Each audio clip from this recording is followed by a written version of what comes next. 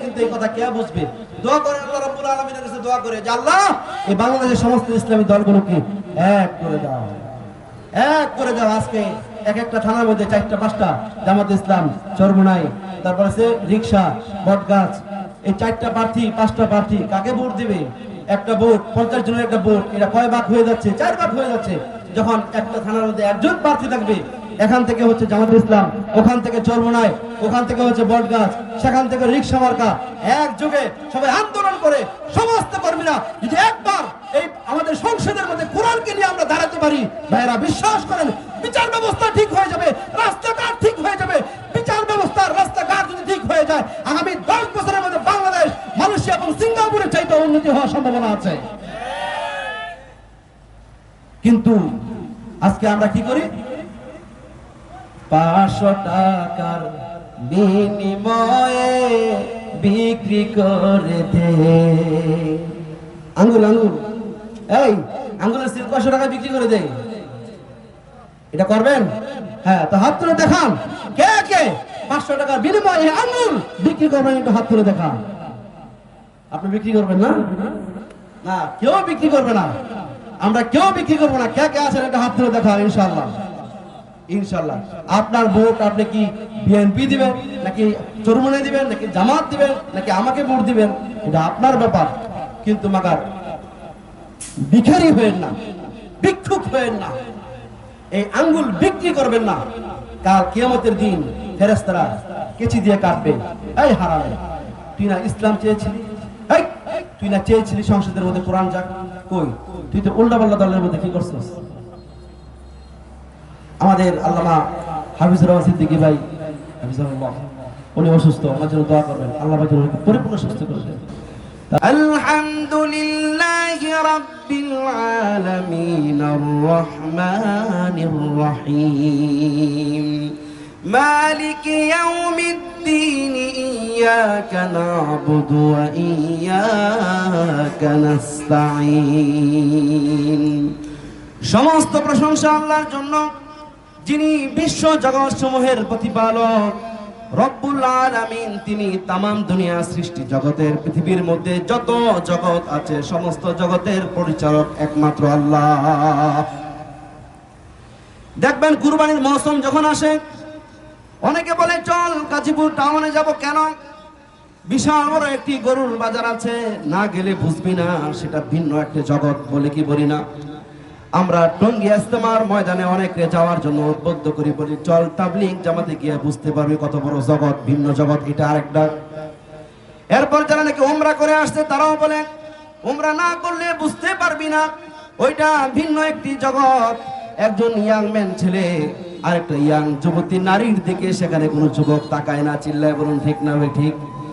1450 বছরের মধ্যে এই মক্কাতুল মুকাররমার মধ্যে এখনো পর্যন্ত ইফতিজিং হয় নাই। আজ থেকে প্রায় 17 বছর আগে আমার আব্বা জান রাহমাতুল্লাহি আলাইহি তিনি বলতেছিল একজন যুবক আর একজন যুবতীর দিকে তাকায় না। এই কথা বলে সঙ্গে সঙ্গে তিনি কান্না করে দিয়েছেন। কিন্তু আমি বিশ্বাস করি নাই। হাফেজ হলাম, আলেম হলাম। আলেম হওয়ার পর যখন আমি নিজে মক্কাতুল মুকাররমার মধ্যে গেলাম, আমার আব্বা জানের সেই কথাকে পরীক্ষা করার জন্য বারবার বিভিন্ন নারীর দিকে আমি খেয়াল করতেছিলাম, পুরুষদের দিকে খেয়াল করতেছিলাম, আসলে কি তাকায় না। ওদের দিকে তাকাইতে গিয়ে চিন্তা করে দেখলাম আমার মাঝেও কোনো কাজ করে না। আল্লাহ রাব্বুল আলামিনের একটা বিশেষ জায়গা, সেটা ওখানে পৃথিবীর মধ্যে একমাত্র যারা সেখানে গিয়েছে তারাই বুঝতে পারবে, সেটাও ভিন্ন আরেকটি জগৎ। ঠিক না ঠিক? এই যে ছোট্ট ছোট্ট জগৎ পৃথিবীর মধ্যে, আমি যখন বিভিন্ন রাষ্ট্রে যাই, ইরানে যাওয়ার পর বিশাল তেহরান সিটি থেকে বিশাল বড় পাহাড়, ওই পাহাড়ের দিকে তাকিয়ে তাকিয়ে বলতেছিলাম ওই পাহাড়ের মধ্যে কত সাপ বিচ্ছু পোকামাকড় আছে, এদের খাবার কে দেয়? বলেন কে দেয়? আল্লাহ রাব্বুল আলামিন দেয়। মালয়েশিয়ার বিশাল বড় বড় পাহাড়গুলো দেখে দেখে বলতেছিলাম, যারা মালয়েশিয়া গিয়েছেন তারা বলতে পারবে, কুয়ালালামপুর সিটি থেকে বিশাল বড় বড় পাহাড় দেখা যায়। ওই পাহাড় দেখেও একই কথা ভাবতেছিলাম, পৃথিবীর মধ্যে সবচেয়ে উঁচু উঁচু পাহাড় ইন্ডিয়ার মধ্যে, সৌদি আরবের মধ্যে, মিশরের মধ্যে আছে বিশাল বড় বড় পিরামিড আছে। ওই সমস্ত জায়গার মধ্যে পোকা মাকড় আছে নাকি নাই? সমুদ্রের মধ্যে আছে নাকি নাই? সমুদ্র একটি জগৎ, পাহাড় একটি জগৎ, পৃথিবীর সমস্ত একটা একটা করে জগৎ আল্লাহ পাক সৃষ্টি করেছেন।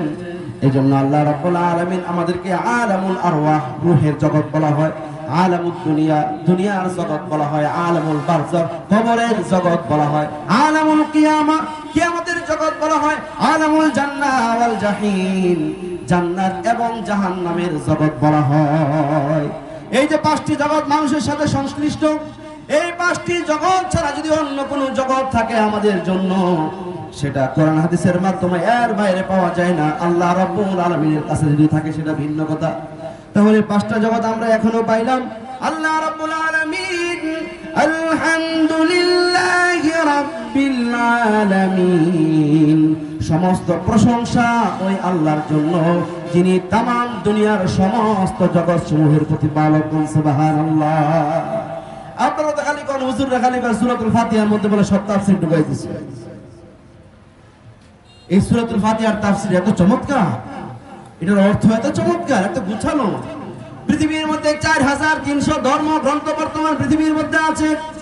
বর্তমান পৃথিবীর মধ্যে 4300 ধর্ম আছে। 4300 ধর্মের মধ্যে আমাদের ইসলাম ধর্ম, মুসলমানদের ধর্ম একটি। সুবহানাল্লাহ। যারা একমাত্র নাস্তিক মুরতাদ, তাদের কোনো ধর্ম নাই। এদের ধর্ম হচ্ছে আকাম কুকাম করো আর দুনিয়াতে ফুর্তি করো। যদি কোনো একবার মইরা যায় আগুন দিয়া পুইরা ছাই ছাই করে দাও, কত বেয়াজ্জতি। কিন্তু আমাদের ইসলামের মধ্যে জীবনের শুরু থেকে মৃত্যু পর্যন্ত সম্মান আর সম্মান। চিল্লা বলেন ঠিক না বেঠিক? আপনি আজকে মারা গিয়েছেন, এই দুনিয়ার সবচাইতে নিখুঁত নিপুণ মানুষগুলো আপনার জানাজা পড়াবে।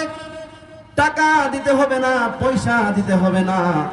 আমরা আপনাদের কবরের পাশ দিয়ে যখন যাই, আপনাদের জন্য আমরা সূরাতুল ফাতিহার কুল হুয়াল্লাহ পড়ে দোয়া করি, আমরাই করি। এই আল্লাহর এই দুনিয়ার মধ্যে 7 বছর থেকে 15 বছর, 15 বছর থেকে 18 বছরের বাচ্চা যারা যারা পৃথিবীর মধ্যে আছে, শিশু এবং কিশোর জীবনে যারা আছে, কেবলমাত্র মাদ্রাসার সন্তানগুলোই বাবা মার জন্য, আত্মীয় স্বজনের জন্য, পিতামাতার জন্য দোয়া করে। আর পৃথিবীর মধ্যে অন্য কোনো সন্তানরা এভাবে দোয়া করে না। চিল্লায় বলুন ঠিক না বেঠিক? এটাই হলো কোরআনের সফলতা। এই কোরআন যার সঙ্গে লাগবে সে আলোকিত হয়ে যাবে। আমি কোরআন নিয়ে 7 মাস মেহনত করেছি। ওই 7 মাসের মেহনতের বদলে আল্লাহ রাব্বুল আলামিন সারা পৃথিবীর অনেক দেশ ঘুরিয়েছেন, দেখিয়েছেন। কোরআনের সঙ্গে যে লেগে থাকবে তার জন্য বরকত আর রহমত ফোয়ারা নাজিল হতেই থাকবে, এটা 100%। আল্লাহ রাব্বুল আলামিন এই কোরআনকে 4300 ধর্মের মধ্যে, আবার 4300 ধর্মের কিতাবের মধ্যে কোরআনের অবস্থান রেখেছেন আমার মতে 1 নাম্বার। কয় নাম্বার? কোন জোর দবস্তি করছি না। আমার রাসূল আর আমার কোরআন পৃথিবীর মধ্যে সর্বশ্রেষ্ঠ। লা রাইবা ওয়ালা শাক্কা ওয়ালা মিরিয়াতা ফি খুতবাতি ওয়া কালামি। আমার বক্তব্যের মধ্যে কোনো বিন্দু পরিমাণ ভুল হতে পারে না। আল্লাহ রাব্বুল আলামিন এই কোরআন আমাদেরকে দান করেছেন। আমি মাঝে মাঝে বলি, মাবুদ আমি তোমাকে দেখি নাই, তোমার রাসূলকে আমি দেখি নাই, কিন্তু তোমার কালাম আল কোরআনুল কারীম আমি নিজে পড়তেও পারি, আর আমি সব সময় তোমার কালাম শুনি। কোন সুবহানাল্লাহ। পৃথিবীর মধ্যে অন্যান্য ধর্ম যারা আছে, বর্তমান বিশ্ব চ্যাম্পিয়ন ধর্ম আছে অনেকগুলো। খ্রিস্টান আছে, হিন্দু আছে, বৌদ্ধ আছে, নাসারা আছে, ইহুদি আছে। ওদের আবার ধর্মগ্রন্থ আছে অনেকগুলো। ইহুদিদের আছে তারাক আছে, বাইবেল আছে, ওল্ড টেস্টামেন্ট আছে, নিউ টেস্টামেন্ট আছে। হিন্দু ভাইদের রয়েছে মহাভারত রয়েছে, রামায়ণ রয়েছে, গীতা রয়েছে, শ্রীমদ্ ভগবত গীতা রয়েছে, উপনিষদ রয়েছে, এরপর বেদান্ত রয়েছে, এরপর ত্রিপিটক রয়েছে বৌদ্ধদের, বিনয় পিটক, শাম পিটক, অভিধর্ম পিটক, বিভিন্ন পিটক তাদের রয়েছে। কিন্তু আল্লাহর এই দুনিয়ার মধ্যে সবচেয়ে পাওয়ারফুল, অপরিবর্তনশীল, এখনো পর্যন্ত কোনো পরিবর্তন হয় নাই। 1450 বছরের মধ্যে একমাত্র আমাদের আল কোরআনুল কারীম। চিল্লায় বলুন ঠিক না বেঠিক? এই হলো আমাদের আল কোরআনুল কারীম। আল্লাহ রাব্বুল আলামিন সেই কোরআনের মধ্যে প্রথম অংশেই নিজের প্রশংসা তিনি নিজেই করেছেন। তিনি বলেছেন আলহামদুলিল্লাহি রাব্বিল আলামিন। সমস্ত আল শব্দের অর্থ হলো সমস্ত, সমগ্র বোঝানো হয়। আলহামদু সমস্ত প্রশংসা আল্লাহর জন্য, যিনি পৃথিবীর বিভিন্ন জগৎসমূহের পরিচালক। তিনি আল্লাহ এত সুন্দর করে নামাজের মধ্যে আমরা বলি, এরপর নামাজের মধ্যে আবার বলি আর রহমান আর রহিম, হে মালিক তুমি অতি দয়ালু এবং চিরদয়াময়, বলি কি বলি না আমরা? কিন্তু অর্থগুলো কি কি সেগুলো আমরা কিন্তু খেয়াল করি না। আজকে ভালো করে বুঝেন, আর রহমান অর্থ হলো অতি দয়ালু। এই যে আমরা গুনাহ করি, সারাক্ষণ মোবাইলের মধ্যে রিলস দেখি, ইউটিউবের মধ্যে শর্টস দেখি, বিভিন্ন নর্তকীদের গান দেখি। বর্তমান কিছু কুলাঙ্গার ইউটিউবার দুনিয়ার মধ্যে বের হয়েছে, স্বামী স্ত্রী বাসর ঘরের মধ্যে কি করে ওই খুনসুটি গুলো তারা আজকে ইউটিউবের মাধ্যমে, ফেসবুকের মাধ্যমে সমাজের মধ্যে নিয়ে আসছে বাচ্চাদের কাছে। ঠিক না ঠিক বলেন? এই যে কুলাঙ্গার গুলো এই কাজগুলো করেছে, ওই ভিডিওগুলো দেখে দেখে একদম ছোট্ট বাচ্চা থেকে শুরু করে মুরব্বী পর্যন্ত সবাই দেখে এই যে গুনাহের মধ্যে লিপ্ত থাকে। আল্লাহ রাব্বুল আলামিন তারপরও শ্বাস দেয়, আল্লাহ রাব্বুল আলামিন খাবার দেয়, আল্লাহ রাব্বুল আলামিন অক্সিজেন দেয়, রক্ত দেয়, সব চলাচলের শক্তি দেয়। এই জন্যই তিনি আর রহমান, তিনি অতি দয়ালু। এই দুনিয়ার জমিনের মধ্যে আল্লাহ পাক বলেছেন আমি দুই জিনিসের শাস্তি দিব, আর অন্য কোনো জিনিসের শাস্তি আমি দিব না। দুটা কি কি? এক নাম্বার শাস্তি হলো যে সন্তান পিতামাতার সঙ্গে বেয়াদবি করবে, আমি আল্লাহ রাব্বুল আলামিন কাল কিয়ামতের দিন পর্যন্ত শাস্তি তার জন্য আমি অপেক্ষা রাখবো না। তাকে দুনিয়াতেও শাস্তি দিব, আবার আখিরাতেও শাস্তি দিব। এটা রাসূলের স্পষ্ট হাদিস। সমাজের মধ্যে বর্তমান চেয়ে দেখেন, যে সমস্ত যুবক ছেলেগুলো নিজেদেরকে আলট্রা মডার্ন বানিয়ে প্যান্ট গুলো ছিঁড়ে ছিঁড়ে, গেঞ্জি গুলো ছিঁড়ে ছিঁড়ে রাস্তা দিয়ে হাঁটে, আর নিজেকে বোঝা অনেক বড় পণ্ডিত হয়ে গেছে। বেটা ছাগলের বাচ্চা, ছাগলের 3 নম্বর বাচ্চার মতো সিরা প্যান্ট পরে আর সিরা গেঞ্জি পরে আর বলে এটা স্টাইল, এটা আধুনিকতা। এটা কোনো আধুনিকতা হতে পারে না। মানুষ হলো একটি সভ্য জাতি। এই মানুষের সভ্য জাতির প্রতিটা বাবা মা চায় তার সন্তান পৃথিবীর মধ্যে সর্বোত্তম আদর্শে উত্তম হবে। ঠিক না বলেন? এই প্রত্যেকটা বাবা মা চায় না যে আমার সন্তান কোনো কুলাঙ্গারের অনুসরণ করবে না, চায় কি চায় না? প্রত্যেকটা বাবা মা চায় তার সন্তান সে যেন রাসূল সাল্লাল্লাহু আলাইহি ওয়াসাল্লামের আদর্শের অনুসারী হয়। প্রত্যেকটা বাবা মা চায়। বর্তমান অনেক স্কুল, কলেজ, ইউনিভার্সিটি প্রফেসর যারা আছে, শিক্ষিত, এরা এদের সন্তানকে বিভিন্ন সেনাবাহিনী, পুলিশ বাহিনী, বিভিন্ন জায়গা থেকে তারা আজকে সন্তানকে মাদ্রাসায় দিচ্ছে এই আশা নিয়ে যে অন্তত পক্ষে আমার সন্তান বড় ব্যারিস্টার না হলেও আমার সন্তান মানুষের মতো মানুষ হবে, আমাকে ভবিষ্যতে বৃদ্ধাশ্রমে যেতে হবে না। আজকে এই আশা নিয়ে তারপর মাদ্রাসা দিচ্ছি। চিন্তা করা যায়? এখনো পর্যন্ত আদর্শের প্রতীক মাদ্রাসার মধ্যে আছে। স্কুল কলেজ থেকে তো চলে গেছে, এরা শিক্ষকদেরকে ধরে পিটায়। কথা বলেন না কেন? কথা বলেন না কেন? শিক্ষকদেরকে পিটায়। তো আর রহমান আর রহিম মালিক ইয়াউমিদ্দিন, অতি দয়ালু। আমরা এত গুনাহ করি, সুদ খাই, ঘুষ খাই, জিনা ব্যভিচার করি, আপন বোনের সম্পদ আমরা লুণ্ঠন করি। এমন মুসলমান আছে না নাই? কত বেকুফের ঘরের বেকুফ, কত গাধা নাম্বার 1 হলে নিজের আপন বোনের সম্পত্তি লুণ্ঠন করে সন্তানদেরকে দিয়ে যায়। আর সেই সন্তান যখন সেই বাবা মারা যায়, সেই বাবা মারা যাওয়ার পর কবরের মধ্যে রেখে সে ঘরের মধ্যে একটু মন খারাপ করে। ঘন্টা না যেতে যেতেই এমন করে হঠাৎ করে যখন মোবাইলটা পেয়ে যায়, মোবাইলের মধ্যে ওয়াইফাই চালু করে তারপর ফেসবুকের মধ্যে ঢুকে পড়ে। একবার আমেরিকা, আবার রাশিয়ার যুদ্ধ, আবার ইউক্রেন চলে যায়, আবার ভারতের তামিল ইন্ডাস্ট্রির মধ্যে চলে যায়, আবার হলিউড বলিউড ইন্ডাস্ট্রির মধ্যে চলে যায়, আবার নাটক সিনেমায় চলে যায়, আবার বিভিন্ন যত খারাপ নোংরা জায়গা আছে সব ফেসবুক এবং ইউটিউবের মধ্যে পেয়ে যায়। তার মস্তিষ্ক থেকে সে ভুলে যায় তার বাবাকে কবরের মধ্যে রেখে আসছে। এদিকে মন থেকে একটা সময় ঝিম ধরে ঘুমিয়ে পড়ে, ঘুম থেকে উঠলে আবার একটু খারাপ লাগে। সূরাতুল ফাতিহা পড়ে না, কারণ বাবা একজন দুর্নীতিবাজ, সন্তান আর কি হবে? বাবা একজন দুর্নীতিবাজ, সন্তান আর কি হবে? এই নিজেও কুলাঙ্গার হয়েছেন, সন্তানকেও পরোক্ষভাবে আপনি কুলাঙ্গার বানিয়েছেন। আমার বাবা রহমতুল্লাহি আলাইহি, তিনি তার 6 ছেলেকে আলেম বানিয়েছেন, মেয়েকে মুফতি সাহেবের কাছে বিবাহ দিয়েছে। আমরা আমাদের বোনকে বলে দিয়েছি, বোন তোমার যত সম্পত্তি আছে তুমি তোমার সম্পত্তিগুলো ভাগ করে করে তোমার পছন্দ মতো তুমি নিয়ে যাও, আমাদের কোনো বাধা নাই। তুমি যদি বলো যে বাবার বিটা থেকে নিবার নাও, তোমার অংশ তুমি নিয়ে যাও, তবুও এই কথা বলা যাবে না, তবুও এই কথা বলা যাবে না।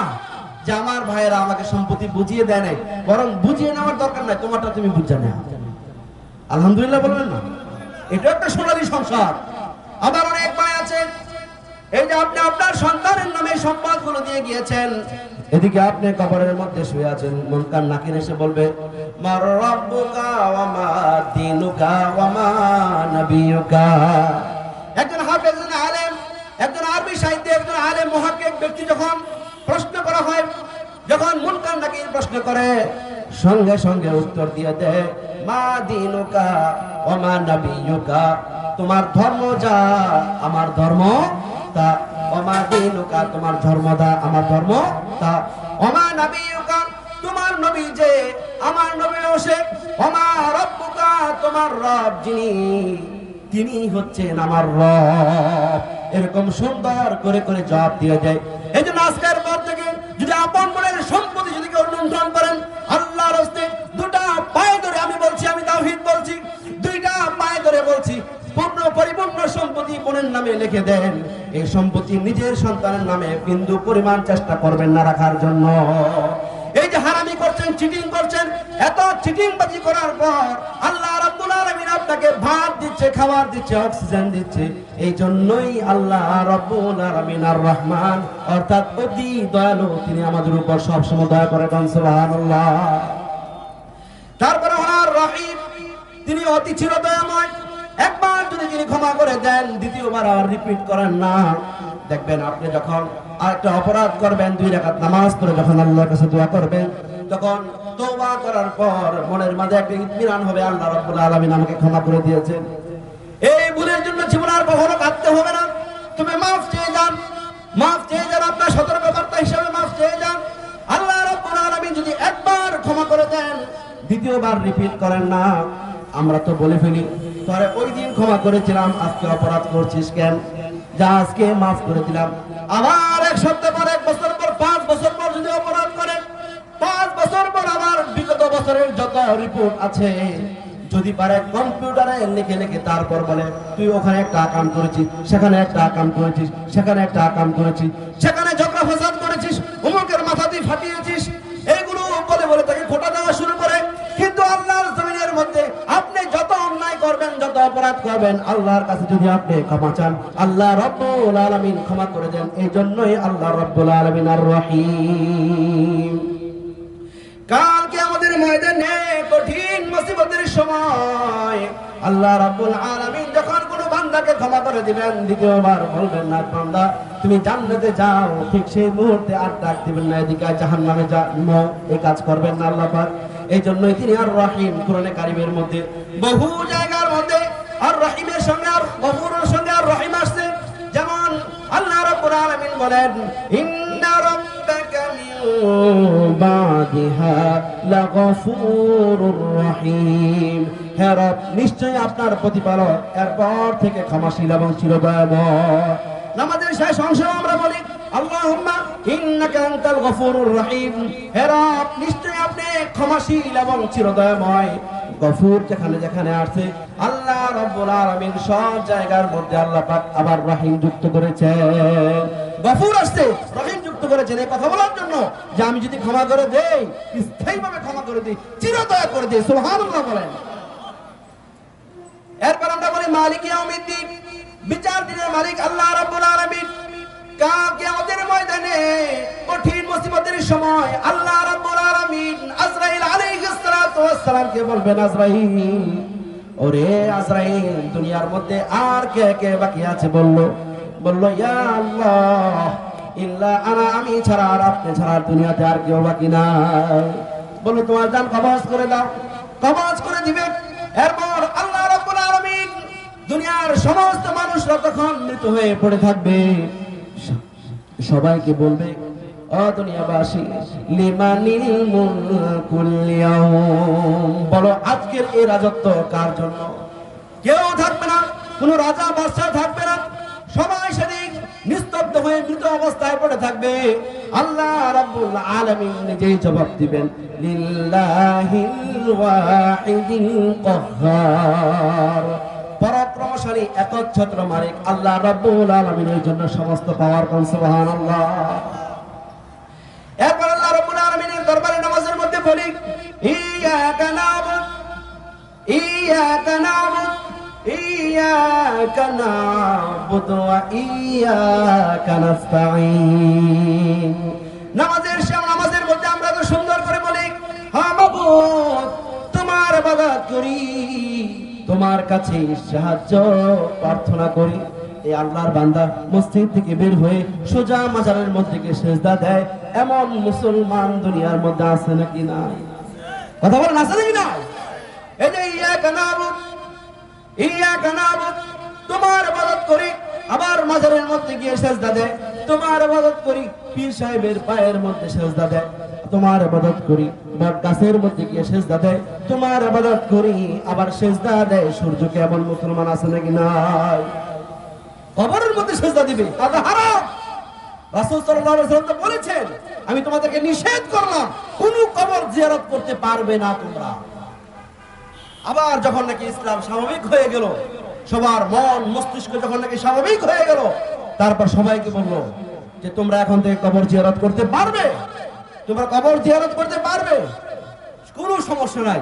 কারণ কবর জিয়ারত করলে তোমার মৃত্যুর কথা স্মরণ হবে। সুবহানাল্লাহ। ইসলামের প্রত্যেকটা কানুন নিয়ম বিধান খুব সুন্দর। হযরত নূহ আলাইহিস সালাতু ওয়াস সালামের জামানায় শয়তান এসে বলল, এক কাজ করো, তোমাদের বড় বড় ওলি লিডার গুলো মারা গিয়েছে, সবার নামে একটা একটা করে প্রতিকৃতি তৈরি করো, মূর্তি তৈরি করো। তারপর তারা ভক্তি করলো, এরপর প্রজন্ম এসে হালকা মাথা নোয়ালো, তারপর পরের প্রজন্ম আসলে সেজদা দিল। একটা পর্যায়ে সবাই বলতে শুরু করলো, এরাই হলো আমাদের খোদা। কন্যা নাউযুবিল্লাহ। এই জন্য সম্মান আসতে পারে, সম্মান আসতে পারে এমন কোন কাজ, কিবির আসতে পারে এমন কোন কাজ মাহফিলে, ধর্মীয় কোন কাজে ব্যবহার করা উচিত না। যেমন আমি আসলাম এদিক দিয়া, আপনারা কি করলেন? আপনারা 10 জন মিলে আমাকে পালকি করে নিয়ে আসলেন। কোনো দরকার আছে? এটা কোনো দরকার আছে? আপনি অতি ভক্তি দেখালেন, আমাকে ফুলের মালা দিতে দিতে দিতে দিতে একদম সব ফুলের মালা দিয়ে ঢেকে দিলেন। আছে না এরকম কিছু প্রোগ্রাম? আছে না? অতিরঞ্জিত বাড়াবাড়ি, এগুলোর সাথে ইসলামের কোনো সম্পর্ক নাই। ফুলের মালা দেন, সৌন্দর্য, একটা দেন, দুইটা দেন, তিনটা দেন। একটা দিলেও যে সম্মান, 1000টা দিলেও একই সম্মান। কিন্তু 1000টা দিলে সম্ভাবনা আছে কারো কারো মনের মধ্যে ধারণা হওয়া, এই পীর সাহেবের কাছে যদি বাইয়াত হই তাহলে জান্নাতে যাওয়া সহজ হয়ে যাবে। এরকম পীর সাহেবের উপর নির্ভরশীল হওয়ার সম্ভাবনা আছে নাকি নাই? এজন্য মাজার, কবর এগুলো সিজদা দেওয়া সম্পূর্ণ হারাম। ওখানে গিয়ে যদি দেখেন যে আপনার মনের মাঝে এই চিন্তা আসতেছে আমি কবরের কাছে যাব, তো আপনার জন্য কবরে যাওয়া হারাম। না রইবা ওরা শাক্কা, আমার কথা কোনো ভুল নাই। আপনার মনের মাঝে যদি এমন হয় পীর সাহেবের পায়ে সিজদা দিলে আপনার ব্যবসায় উন্নতি হবে, কোন পীর সাহেবের দরবারে আপনার যাওয়া আপনার জন্য হারাম। শিরকে গুনাহ অনেক ভয়ঙ্কর। ইয়াকা নাবুদ, আমরা বলতেছি রব তোমার ইবাদত করি, আর ওদিকে মাজারিকে কবরে সিজদা করি, পীর সাহেবের পায়ে সিজদা দেই। আল্লাহ রাব্বুল আলামিন বলে আমি কোন অবস্থাতেই আমি বরদাস্ত করতে পারি না। লুকমান আলাইহিস সালাতু ওয়াস সালাম তার সন্তানকে বলছো, ইয়া বুনাই লা তুশরিক বিল্লাহ ইন্না শিরকা লাযুলমুন আযীম। খবরদার শিরক গুনাহ করবে না, কারণ শিরক বড় ভয়ঙ্কর আযাব, শিরক বড় ভয়ঙ্কর গুনাহ। এই আযাব, এই গুনাহ তুমি করতে পারো না। এই পৃথিবীর মধ্যে কোন নারী তার স্বামীর ভাগ দিতে চান? কথা বলেন। এই পৃথিবীর মধ্যে কোন নারী তার স্বামীর ভাগ দিতে চায় না। কথা বলেন, ঠিক না বেঠিক? এই পৃথিবীর মধ্যে 1 কোটি মহিলাকে আপনি জিজ্ঞেস করেন, 1 কোটি মহিলা বলবে আমি আমার স্বামীর ভাগ অন্য কাউকে দিতে চাই না। তদ্রূপভাবে আমার আল্লাহ রাব্বুল আলামিন, আল্লাহ যে রুবুবিয়্যাত, আমি যে ইবাদত পাওয়ার হকদার, আমি হকদার, এই হকদার কেবলমাত্র আমার থাকবে, আমার বাইরে তোমরা যেতে পারবে না। ইবাদত করতে হলে আমার ইবাদত করবে, অন্য কারো ইবাদত করতে পারবে না। দেখবেন ভাইরা আমার, বন্ধুরা আমার, আল্লাহর ভালোবাসা ছেড়ে অন্য কোনো ভালোবাসায় যদি সংযুক্ত হয়, ওখানেও আল্লাহ রাব্বুল আলামিন ইনসাফের বিচার করেছেন। কোন নারী এবং পুরুষ যদি জিনা করে আর যদি সে অবিবাহিত থাকে, এক্সপেরিয়েন্স দক্ষতা না থাকার কারণে তাকে 80টা বেত্রাঘাত করা বলা হয়েছে। আর যদি তারা বিবাহিত হয় তাহলে পাথর মেরে সঙ্গে সঙ্গে হত্যা করতে বলা হয়েছে। ঠিক না বে ঠিক? কারণ হচ্ছে তুমি জানো, তুমি বুঝো, জেনে বুঝে তারপর তুমি সেখানে কেন গিয়েছো? একজন যুবতী অপরাধ করে ফেলেছে, তাকে 80 বার তোরা দাও, এতে করে সে সংশোধন হতেও পারে, আবার মারাও যেতে পারে, আবার ভুলেও যেতে পারে, কিন্তু একটা বিচার করে দাও। কিন্তু যারা নাকি বিবাহিতাদের জন্য পাথর মেরে রজম করতে বলা হয়েছে, তদ্রূপভাবে আল্লাহ রাব্বুল আলামিন আল্লাহ যে রুবুবিয়্যাত আছে, কোন বান্দা যদি সেখানের মধ্যে শরীকদার তৈরি করে, কোন ভাগ যদি তৈরি করে, আল্লাহ রাব্বুল আলামিন ওই সমস্ত মুশরিকদের জন্য তিনি স্পষ্ট করে ঘোষণা দিয়ে দিয়েছেন। আমাদের মতো মৌলবীদের জন্য, কোন মুফতিদের জন্য, কোন মুফাসসিরদের জন্য, কোন আলেমের জন্য, কোন বক্তার জন্য আল্লাহ পাক অপেক্ষা রাখেন নাই। আল্লাহ রাব্বুল আলামিন সুন্দর করে ঘোষণা নিজেই দিয়ে দিয়েছেন, ইন্নাল্লাহা লা ইয়াগফিরু আন ইউশরাকা বিহি ওয়া ইয়াগফিরু মা দুনা যালিকা লিমান ইয়াশা ওয়া মান ইউশরিক বিল্লাহি ফাকাদ ইফতারা ইসমান আযীমা। আল্লাহ রাব্বুল আলামিন বলেন, নিশ্চয় আল্লাহ রাব্বুল আলামিন কোন শিরকের গুনাহ তিনি ক্ষমা করেন না, তবে শিরক গুনাহ ছাড়া যত গুনাহ আছে আল্লাহ রাব্বুল আলামিন চাইলেই তিনি ক্ষমা করে দেন, আর শিরক গুনাহ তিনি কোন অবস্থাতেই ক্ষমা করেন না। ইন্নাহু মান ইউশরিক বিল্লাহি ফাকাদ হারামাল্লাহু আলাইহিল জান্নাতা ওয়া মাওয়াহুন নার। আল্লাহ পাক এখানে হুকুম দিয়ে দিয়েছেন, ফতোয়া দিয়ে দিয়েছেন, যেই ব্যক্তি আমার সঙ্গে শিরক গুনাহ করবে আমি আল্লাহ রাব্বুল আলামিন তার জন্য জান্নাতকে আমি হারাম করে দেই। যে ব্যক্তি আমার সঙ্গে শিরক গুনাহ করবে আমি তার জন্য জান্নাতকে হারাম করে দেই। কথা কে বলেছেন? যিনি রব্বুল আলামিন, যিনি আর রহমান, যিনি আর রহিম, যিনি মালিক ইয়াউমিদ্দিন, যার ব্যাপারে হযরত ইয়াকুব আলাইহিস সালাতু ওয়াস সালাম বলেছিলেন, আমার রব হচ্ছেন আরহামুর রাহিমিন, সবচেয়ে দয়াশীল। যিনি হুয়ার রহমান হুয়ার রহিম, যিনি আর রহমান, যিনি আরহামুর রাহিমিন, যিনি গফফার, যিনি সাত্তারুল আয়ুব, যিনি গফফারুজ যুনুব, যিনি পাপকে যিনি গোপন রাখেন আর পাপকে তিনি মাফ করে দেন। ওই আল্লাহ রাব্বুল আলামিন দয়ার সাগর হওয়া সত্ত্বেও ওই আল্লাহ রাব্বুল আলামিন বলতেছেন, যে ব্যক্তি শিরক গুনাহ করবে ওই ব্যক্তির জন্য আমি আল্লাহ রাব্বুল আলামিন আমার জান্নাত পুরাটাই আমি হারাম করে দিয়েছি। তার আশ্রয় এখন কোথায় হবে? আশ্রয় কোথায় হবে? কোথায় হবে? রাব্বুল আলামিন বলে দিয়েছেন, যে ব্যক্তি আমার সঙ্গে শিরক গুনাহ করবে তার আশ্রয় স্থান হবে অগ্নি শিখা বিশিষ্ট বিশাল অগ্নিকুণ্ডের মধ্যে। নাউযুবিল্লাহ বলেন। এইজন্য শিরকের গুনাহ বড় ভয়ঙ্কর, এই গুনাহ করা যাবে না, কোনো অবস্থাতেই করা যাবে না। অথচ আজকে আমরা হর হামেশাই করি। এদেরকে আপনি যতই বুঝাতে যাবেন তারা বুঝবে না, উল্টা আপনাকে ফতোয়া দিবে, আবার বলবে নামাজ পড়ার দরকার নাই। তারা বলবে মনের নামাজ সবচেয়ে বড় নামাজ। ঠিক না বেঠিক? বলে কি বলে না? মনের নামাজ যদি সবচেয়ে বড় নামাজ হয়, মনের ইবাদত যদি সবচেয়ে বড় ইবাদত হয়, তাহলে ওকে ধরে কেউ যদি পান তাহলে বট গাছের সঙ্গে বেঁধে তারপর বলবেন, বাবারে তুমি বলো মনের খাবার বড় খাবার। 5 দিন বেঁধে রাখবেন, 5 দিন পরে দেখবেন আব্বা গো, ও আব্বা, আব্বা আব্বা ডাকতে ডাকতে বলবে আমাকে একটু খাবার দেন। আসলে মনের খাবার বলতে কোনো খাবার না, আসলে এগুলো বাট্টা। তারা বলে ওয়ালা যিকরুল্লাহি আকবার, ওয়ালা যিকরুল্লাহি আকবার। আল্লাহ বলতেছে অধিকতর স্মরণ হচ্ছে আল্লাহর জিকিরই হচ্ছে অধিকতর বড়।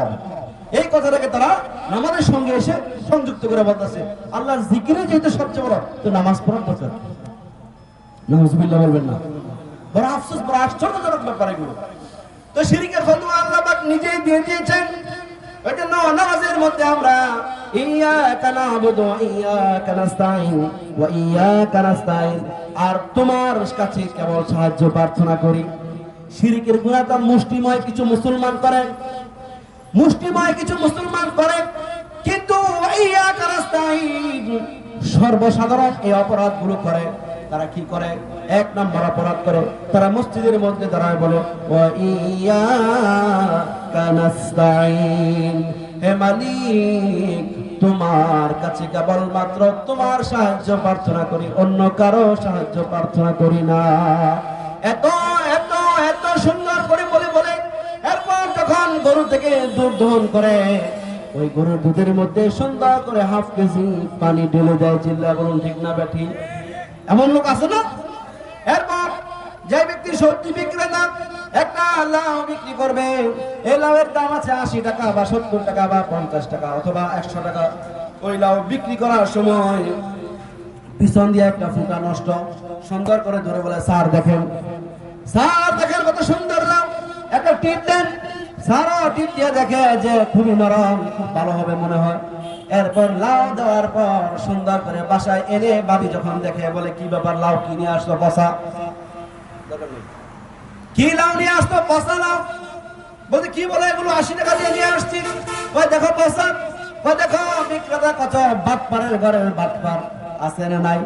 অনেক কনফেকশনারি দোকান আছে, মুদির দোকান, যেখানে এর মধ্যে রুটি বিক্রি করে 2 দিন আগের রুটির মধ্যে সুন্দর করে মেডিসিন দিয়ে রং উঠিয়ে তারপর নতুন করে ডেট দিয়ে আজকে ডেটে বিক্রি করে, এরকম আছে না নাই? এদিকে নামাজের মধ্যে বলতেছে ভাইয়া কানাস্তাইন, তোমার কাছে সাহায্য প্রার্থনা করি। আর ওদিকে দুধের মধ্যে পানি মিশ্রণ করে সাহায্য নিচ্ছে মাখলুকের। আর ওদিকে রুটির প্যাকেটের মধ্যে রংগুলো উঠিয়ে তারপর ধোকাবাজি করে সাহায্য নিচ্ছে সেই রুটি। এই যে আপনি জুলুম করছেন প্রত্যেকের উপর। অনেক ঔষধ বিক্রেতা আছে, ডেট ওভার হয়ে যায় ঔষধ বিক্রি করে দেয়, এমন আছে না নাই? অ্যাভেলেবেল বর্তমান বাংলাদেশের মধ্যে আছে। তারপর আতর কোম্পানি আছে, আতর ডেট ওভার হয়ে যায় আবার নতুন করে কেমিক্যাল দিয়ে সাপ্লাই দিয়ে দেয়, আছে না এরকম? বাংলাদেশে তো অভাব নাই। আমি আপনি আজকে সারা রাত যদি বলা শুরু করি শেষ হইব? 2 নম্বরই কারবার শেষ হইব? খালি বাড়তেই থাকবো, বাড়তেই থাকবো। আর আপনারা বলেন হুজুর কম, আরো কম, আরো কম। কেন? হুজুর জ্ঞান বাড়তেছে, স্কুল কলেজে মাদ্রাসায় পড়ালেখা করে কি হইব? আজকে রাত্রে যেই পরিমাণ 2 নম্বরের গল্প শুনছি, এই 2 নম্বরের গল্প জন্মের পর থেকে শুনি নাই, তা আরো কম। ফজর চালাই দেন, ঠিক না ভাই? ঠিক। এত পরিমাণ 2 নম্বরই কারবার বাংলার জমিন থেকে, যদিও এই ছোট্ট মাহফিল থেকে আমরা যতই প্রতিবাদ করি, হয়তো আমাদের প্রতিবাদ রাষ্ট্রপ্রধান পর্যন্ত পৌঁছাবে না, তবুও মনে আক্ষেপ নিয়ে বলি, এই বাংলার জমিন থেকে যতদিন পর্যন্ত বিচার ব্যবস্থা এবং রাস্তার উন্নত ব্যবস্থাপনা না হবে, ততদিন পর্যন্ত সোনার বাংলাদেশের মানুষরা এই দেশকে কোনদিন সিঙ্গাপুর করতে পারে না। কথা কি বুঝতে পেরেছেন? আমাদের বাংলাদেশের মধ্যে বিচার ব্যবস্থা করতে হবে সর্বোচ্চ 10 দিন, সর্বোচ্চ 10 দিন, 10 দিনের মধ্যে বিচার ব্যবস্থা করতে হবে, কায়েম করতে হবে। তাহলে দেখবেন এই বাংলাদেশের মধ্যে কোনো অপরাধ থাকবে? কোনো অপরাধ থাকবে? আমাদের বাংলাদেশের mega star superstar Salman Shah, বাংলাদেশের সবচেয়ে সুপুরুষ বা সবচেয়ে স্টাইলিশ সুপারস্টার, মেগা স্টার যাকে বলা হয়, এখনো পর্যন্ত তিনি নাকি কিংবদন্তি বাংলাদেশ ফিল্ম ইন্ডাস্ট্রি। ওই সালমান শাহ যে একজন দুনিয়াদার লোক ছিল, যাকে নিয়ে মিডিয়া এখনো পর্যন্ত বছরের পর বছর প্রায় 2 যুগ 2.5 যুগ যাবত তুলপার মিডিয়া, সেই সালমান শাহর মৃত্যুদণ্ড হয়েছে গত মাসে। কথা বলেন না কেন? ঠিক না? সম্ভবত গত মাসের 21 তারিখ বা 22 তারিখের দিকে মৃত্যুদণ্ড কার্যকর হয়েছে। এর চেয়ে হাস্যকর কথা আর কি হতে পারে? অথচ এই মৃত্যুদণ্ডের কার্যকর হওয়ার কথা ছিল অন্তত পক্ষে তার মৃত্যু 10 দিনের মধ্যে। আমাদের বাংলাদেশের মধ্যে পথে ঘাটে, কেরানীগঞ্জের মধ্যে কত নিরহ আলেম, কত নিরহ মানুষ সেখানে বসবাস করছে, আপনারা চিন্তা করতে পারবেন। শুধুমাত্র বিচার ব্যবস্থা ভালো না থাকার কারণে, শুধুমাত্র বিচার ব্যবস্থা ভালো না থাকার কারণে। তারপর এই যে আমাদের রাস্তাঘাট প্রতিটা দিন রাতের মধ্যে ডাকাতি হচ্ছে সারা বাংলাদেশে, আপনারা জানেন না তো? বক্তারা প্রত্যেক রাতে বক্তারা ডাকাতির কবলে শিকার হচ্ছে। আমি মাহফিল নেওয়ার ক্ষেত্রে খুব চিন্তা ভাবনা একদম ভালো করে বুঝে তারপর মাহফিল নিচ্ছি, যে আমার মাহফিলের এরিয়া ঠিক আছে কিনা, ফ্লাইট টু ফ্লাইট কিনা, মাহফিলের মহাসড়কের আশেপাশে কিনা, যাচাই বাছাই করে নিচ্ছি। জীবন তো দিতে পারি না, আমার তো মাদ্রাসা আছে, আমার শিক্ষা প্রতিষ্ঠান আছে, ওখানে আমার খেদমতের বিশাল অবস্থান আছে, আমি তো এইভাবে দৌড়াতে পারি না। বর্তমান দেশের এমন একটা পরিস্থিতি তৈরি হয়েছে, নরসিংদীর একজন আলেমকে আজকে সেনাবাহিনী সদস্যদের থেকে প্রায় 12 জন তার ঘরে ঢুকে থেকে মারধর করেছে। চিন্তা করা যায় না বিচার ব্যবস্থা কত দুর্বল হলে আমাদের উপরে লাভ হয়। আজকে আপনি একটা কথা বলবেন, আগামীকালকে আপনিও বিচার ব্যবস্থা নয়। এই জন্য বিচার ব্যবস্থা আর রাস্তাঘাট যতদিন না পর্যন্ত উন্নত হবে, আপনারা সোনার বাংলার মধ্যে যে উন্নতি দেখেন, এগুলো আসলে উন্নতি না। ওই মেট্রো রেলের উন্নতিকে আমাদের দেশে মানুষের জানের চাইতেও বেশি মূল্যায়ন করা হয়।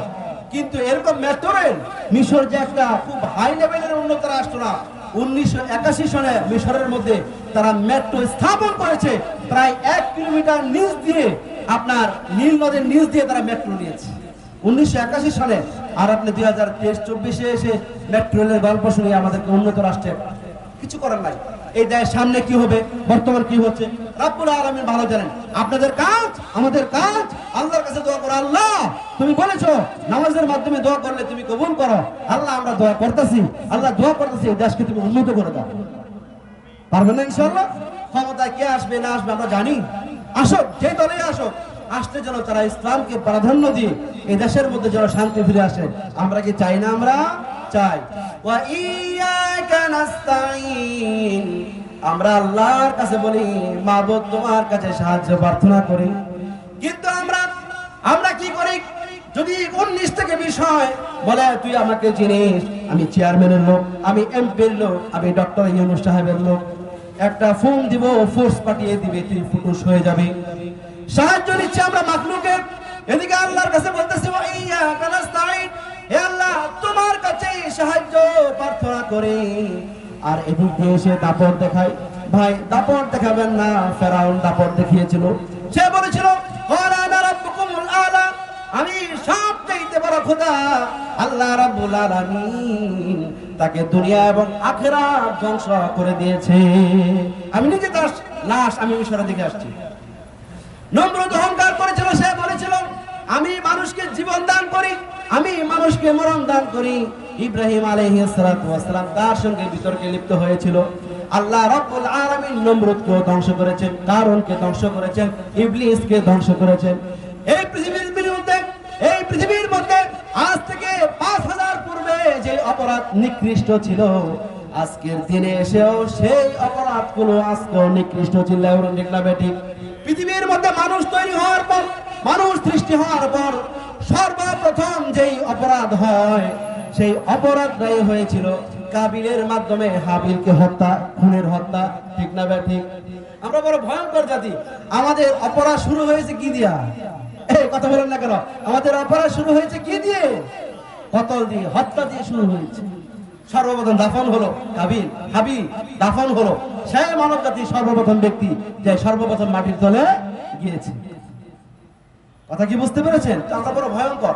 আমরা হত্যাকাণ্ড, আদম আলাইহিস সালাতু ওয়াস সালামের সেই সন্তানের হত্যাকাণ্ড আর আজকের দিনের হত্যাকাণ্ড, তখনকার যেই পরিমাণে ঘৃণা ছিল, বর্তমান কি আছে কম না বেশি? কম না বেশি? নাকি ওই সময় বৈধ ছিল বা ওই সময় অবৈধ ছিল, বর্তমান বৈধ হয়ে গেছে? না। ওয়া ইয়াকা নাস্তাইন, অহংকার করা যাবে না। পৃথিবীর মধ্যে, জান্নাতের মধ্যে সর্বপ্রথম যে অপরাধ ছিল সেটা ছিল ইবলিসের। আল্লাহ রাব্বুল আলামিন বলেছিল আদমকে সিজদা করো, আদম বলেছিল ওয়া ওয়াস্তাকবারা ওয়া কানা মিনাল কাফিরিন, সে প্রত্যাখ্যান করে বলেছিল আমি পারবো না। অস্বীকার করলাম কারণ তার চেয়ে পবিত্র আমি। এই যে আল্লাহ রাব্বুল আলামিনের নুসরাত থেকে বের হয়ে অহংকার করার কারণে সে অভিশপ্ত হয়ে গেল। এই জন্য নামাজের মধ্যে আল্লাহর সাহায্য নেই, কিন্তু সাহায্য নিব এই কথা আল্লাহ পাককে বললেও দুনিয়াতে নামাজ থেকে বের হয়ে কাজ করে উল্টা। ঠিক না বেটি? দুধের মধ্যে পানি মিশায়, অপরাধের শেষ নাই। এই জন্য আজকের পর থেকে ওয়া ইয়াকা নাস্তাইনের বিপরীতে যায় এমন কোন কাজ আমরা করব না। এটা হলো একটা থার্মোমিটার। এটা কি? কথা বলেন না কেন? থার্মোমিটার। এটা কি? এটা একটা থার্মোমিটার। ওয়া ইয়াকা নাস্তাইন, হে আল্লাহ তোমার কাছে সাহায্য প্রার্থনা করি। আপনি ঋণগ্রস্ত হয়েছেন, আপনি আল্লাহর কাছে আপনি সাহায্য চাইবেন। আল্লাহ রাব্বুল আলামিন বলেছেন ইয়া আইয়ুহাল্লাযীনা আমানুস্তাঈনু বিস-সাবরি ওয়াস-সালাহ, তোমরা নামাজ এবং ধৈর্যের মাধ্যমে আমি আল্লাহ রাব্বুল আলামিনের কাছে চাও। রাসূল সাল্লাল্লাহু আলাইহি ওয়াসাল্লাম ছোট্ট থেকে ছোট্ট ক্ষুদ্রতম কাজের জন্য সঙ্গে সঙ্গে ওযু করে আল্লাহ রাব্বুল আলামিনের সঙ্গে মুলাকাত করতেন। বলতেন ইয়া রাব্বুল আলামিন, আমি এই কাজটি করতে চাই, তুমি উত্তম ফয়সালা তুমি দান করো। আর আমরা কি করি? আমরা বিপদে পড়লে ছুটে যাই দুনিয়াদারদের কাছে, যাই কি যাই না? এটা করা যাবে না। আমরা এই ওয়া ইয়াকা নাস্তাইনকে আজকে থেকে আমরা থার্মোমিটার হিসেবে মেনে নিলাম। এটার উপর আমরা আমল করার চেষ্টা করব, বলেন ইনশাআল্লাহ। আজকে যে কথাগুলি বললাম, এই কথাগুলো কি দরকার আছে আমাদের জন্য? আমরা নামাজের মধ্যে পড়ি ঠিকই, কিন্তু জানি না আসলে কি বলতেছে, জানি না কি বলতেছে আসলে। আল্লাহু আকবার। 12টা কিন্তু বাজে গেছে, দোয়া এখন হয়ে যাবে। সুবহানাল্লাহ।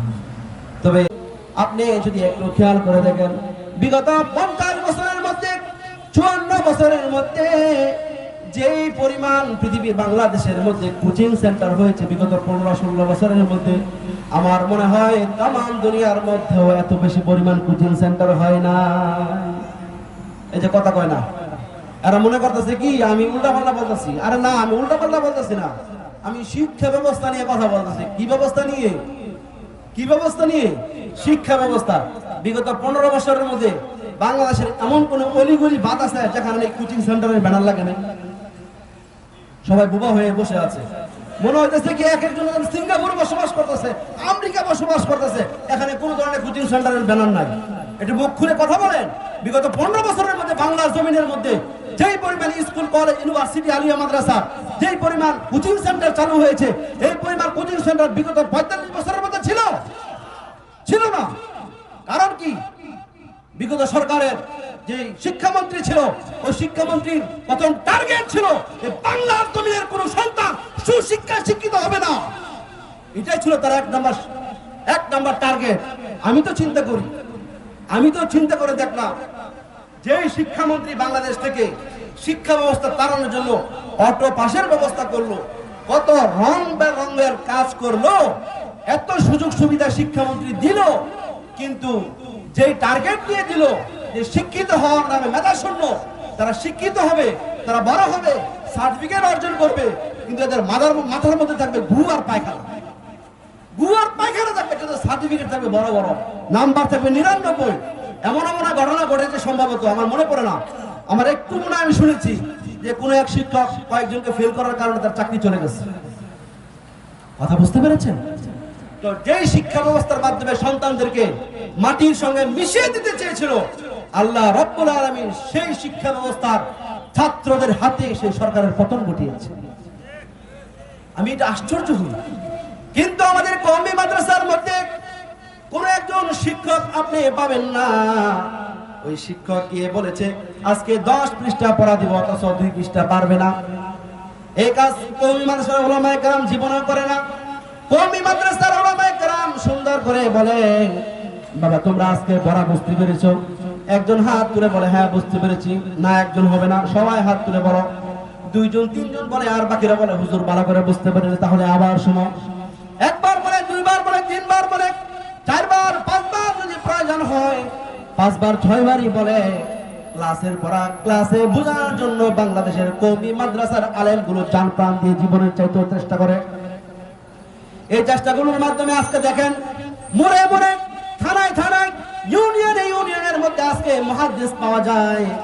সাধারণ কোনো মুহাদ্দিস নয়, যারা হাদিস চর্চা করতে পারে, হাদিস নিয়ে গবেষণা করতে পারে, এমন মুহাদ্দিস কওমি মাদ্রাসায় জন্ম দিচ্ছে।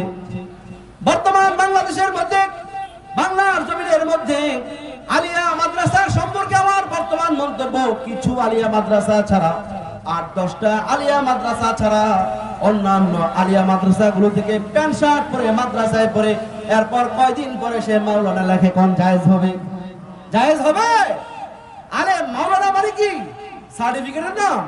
নো, কোরআন সুন্নাহর পরিপূর্ণ জ্ঞান থাকতে হবে, তাকেই বলতে হবে মাওলানা। আপনারা তো বুঝেন না, বর্তমান মার্কেটের মধ্যে অনেক বক্তা বের হয়ে গিয়েছে, এগুলো একসময় প্যান্ট শার্ট টিপ্রিজিং করতো, এখন দেখছে ওয়াজের ময়দানে সিরত ভালো আছে, একটু ইংলিশ বলতে পারে, ব্যাস শুরু করে দিচ্ছে ওয়াজের ময়দানে। আছে নাকি নাই? বরকত নাই, রহমত নাই। এই ওয়াজের ময়দানগুলোকে আজকে নষ্ট করে ফেলতেছে, এই ওয়াজের ময়দানগুলো আজকে নষ্ট করে ফেলতেছে। আজকে এখানে ফালতু কথা বলে এসে কত রকমের কত বক্তা যে বাংলাদেশে বের হয়েছে, এগুলো আমাদের দায়িত্ব হচ্ছে এগুলোকে খুঁজে খুঁজে বের করা, এগুলো আসলে ভালো আলেম কিনা, পরীক্ষার রেজাল্ট ভালো কিনা, এরা কথার মধ্যে কোনো 19-20 আছে কিনা, ইউটিউবে গিয়ে জাস্টিফাই করা, তার কোনো ক্লেম আছে কিনা, তারপর তাকে দাওয়াত দেওয়া, তারপর তার কাছ থেকে কথা শোনা। চিল্লায় বলুন ঠিক না বেঠিক? নাটক করে, কৌতুক করে, সেও আজকে প্রধান বক্তা বাংলার জমিনের মধ্যে। আমি বলি, যেই দেশের মধ্যে হিরো আলমের জনপ্রিয়তা অনেক, সেই দেশের মধ্যে সবকিছু হওয়াই সম্ভব। কথা বলেন না ঠিক না ঠিক? যে দেশের মধ্যে কবরের মধ্যে সেজদা দিবে, মাজারের মধ্যে সেজদা দিবে, পীর সাহেবের পায়ের মধ্যে সেজদা দিবে, এই মুসলমান কত সহজ সরল, চিন্তা করা যায়? কিন্তু আলহামদুলিল্লাহ কওমি মাদ্রাসার উলামায়ে কেরাম তারা বাচ্চাদেরকে, ছাত্রদেরকে জান প্রাণ জীবন যৌবন দিয়ে তারা চেষ্টা করে কোনো অবস্থাতেই যেন ক্লাসের পড়া বাইরে গিয়ে যেন পড়তে না হয়, শিখতে না হয়, এতটা চেষ্টা করে। এমনকি ক্লাসের বাইরে আমি যদি হুজুরের কাছে যে হুজুর আমাকে এটা পড়া বুঝিয়ে দেন, 1 বার 2 বার 3 বার 5 বার পর্যন্ত কওমি মাদ্রাসায় বুঝিয়ে দেন। এই জন্য দুইজন সন্তান থাকলে একজনকে স্কুল কলেজ ইউনিভার্সিটিতে দেন, আরেকজনকে কওমি মাদ্রাসা দেন। পারবেন তো ইনশাআল্লাহ? মাদ্রাসা দেন। মাদ্রাসা শিক্ষা ব্যবস্থাপনা এখন বর্তমান, যদিও আধুনিকতার মধ্যে দিয়ে আপনাদের কাছে মনে হতে পারে যে না মাদ্রাসা শিক্ষা ব্যবস্থা কি হবে, আলহামদুলিল্লাহ আমি ওই আধুনিক বিশ্ব থেকে শুরু করে, আধুনিক রাজমহল থেকে শুরু করে, আধুনিক চাকচিক্য থেকে শুরু করে, মানে যত ধরনের আধুনিকতা আছে পৃথিবীতে মোটামুটি সবগুলোই একটু দুই নজরে দেখার এবং দুই পাও দিয়ে পারানোর তৌফিক আমার হয়েছে। এতটুকু বুঝতে পেরেছি যে আমার সন্তানকে কোনো অবস্থাতেই কোনো ইংলিশ মিডিয়াম এবং কোনো বাংলা অঙ্ক ইংরেজি দেওয়া যাবে না। কারণ এই সন্তান যদি ভবিষ্যতে ইংরেজি মানে কি বলে এটাকে ইঞ্জিনিয়ার হয় অথবা বড় ব্যারিস্টার হয়, পরে সেও তো আমাকে বৃদ্ধাশ্রমে দিয়ে আসবে। এমনটাই দেখতে পাচ্ছি, ইউটিউবে দেখেন, সংবাদ দেখেন, খবর দেখেন, নিউজ ভিউজ এন্ড পিকচার এগুলো দেখেন, একই অবস্থা। ওই সন্তানকে প্যান্ট কিনে দেয়, হ্যাঁ প্যান্ট কিনে দেয় ইনফিনিটি থেকে, তারপর গেঞ্জি কিনে দেয় লুবনাম থেকে, কোট কিনে দেয় রিচ ম্যান থেকে, এত ব্র্যান্ডেড দোকান থেকে যমুনা নিয়ে যায়, বসুন্ধরা নিয়ে যায়।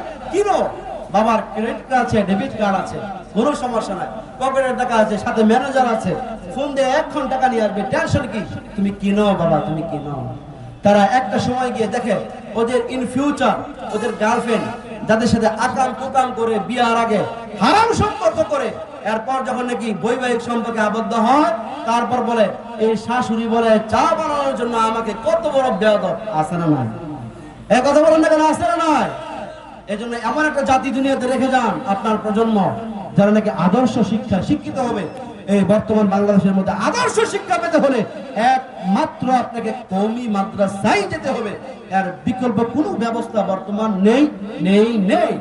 তবে আলহামদুলিল্লাহ কিছু প্রাইভেট ইউনিভার্সিটি, কিছু প্রাইভেট স্কুল এবং কিছু প্রাইভেট কলেজ বর্তমান নামাজ বাধ্যতামূলক করেছে। সুবহানাল্লাহ করবেন না?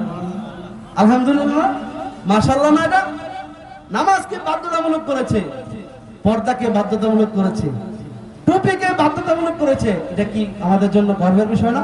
আমরা তো চাই এই দেশের মধ্যে স্কুল কলেজ ইউনিভার্সিটির শিক্ষা আরো উঁচু আকারে চলে যাবে, বিশাল আকারে চলে যাবে, এতটাই বিশাল হবে বিশ্ব বাংলার জমিনের যুবকদের দিকে তাকিয়ে তারা বলবে হায় আফসোস, আমার ছেলেকে যদি ঢাকা ইউনিভার্সিটিতে দিতে পারতাম, আমার ছেলেকে যদি বুয়েটে দিতে পারতাম, আমার ছেলেকে যদি কুষ্টিয়া ইউনিভার্সিটিতে দিতে পারতাম, আমার ছেলেকে যদি ইসলামিক ইউনিভার্সিটি চট্টগ্রামে দিতে পারতাম, তাহলে আমার কত সৌভাগ্য হতো। কিন্তু বিপরীত থেকে আমরা দেখি আমাদের দেশের লোকেরা বলে যে না ঢাকা ইউনিভার্সিটিতে দেওয়া যাবে না, সেই পরিমাণ গ্যাঞ্জাম সেখানে হয়। আমরা তো এগুলো চাই না। আমাদের প্রাইভেট ইউনিভার্সিটির পাশাপাশি আমাদের প্রত্যেকটা সরকারি কলেজ ইউনিভার্সিটির মধ্যে সমস্ত দুর্নীতি মুক্ত হয়ে সবাই যদি 5 ওয়াক্ত নামাজের সহিত তারা শিক্ষা ব্যবস্থাটাকে চালু রাখে, কোনো অসুবিধা হওয়ার কথা? কথা বলার কথা। আমরা তো জনগণের চাহিদা এটাই, কিন্তু এই কথা কে বুঝবে? দোয়া করে আল্লাহ রাব্বুল আলামিনের কাছে দোয়া করে যে আল্লাহ এই বাংলাদেশের সমস্ত ইসলামী দলগুলোকে এক করে দাও, এক করে দাও। আজকে এক একটা থানার মধ্যে 4টা 5টা জামাত ইসলাম, চরমোনাই, তারপর আছে রিকশা, বটগাছ, এই 4টা প্রার্থী 5টা প্রার্থী কাকে ভোট দিবে? একটা ভোট 50 জনের একটা ভোট, এটা কয় ভাগ হয়ে যাচ্ছে? 4 ভাগ হয়ে যাচ্ছে। যখন একটা থানার মধ্যে একজন প্রার্থী থাকবে, এখান থেকে হচ্ছে জামাত ইসলাম, ওখান থেকে চরমোনাই, ওখান থেকে হচ্ছে বটগাছ, সেখান থেকে রিকশা মার্কা, একযোগে সবাই আন্দোলন করে সমস্ত কর্মীরা যদি একবার এই আমাদের সংসদের মধ্যে কোরআনকে নিয়ে আমরা দাঁড়াতে পারি, ভাইরা বিশ্বাস করেন বিচার ব্যবস্থা ঠিক হয়ে যাবে, রাস্তাঘাট ঠিক হয়ে যাবে। বিচার ব্যবস্থা, রাস্তাঘাট যদি ঠিক হয়ে যায়, আগামী 10 বছরের মধ্যে বাংলাদেশ মালয়েশিয়া এবং সিঙ্গাপুরের চাইতে উন্নতি হওয়ার সম্ভাবনা আছে। কিন্তু আজকে আমরা কি করি? 500 টাকার বিনিময়ে বিক্রি করে দে আঙ্গুল। আঙ্গুল, এই আঙ্গুলের সিল 500 টাকা বিক্রি করে দেয়, এটা করবেন?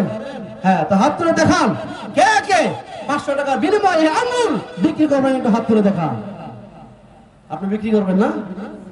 না, কেউ বিক্রি করবে না, আমরা কেউ বিক্রি করবো না। কে কে আছেন একটা হাত তুলে দেখান। ইনশাআল্লাহ, ইনশাআল্লাহ।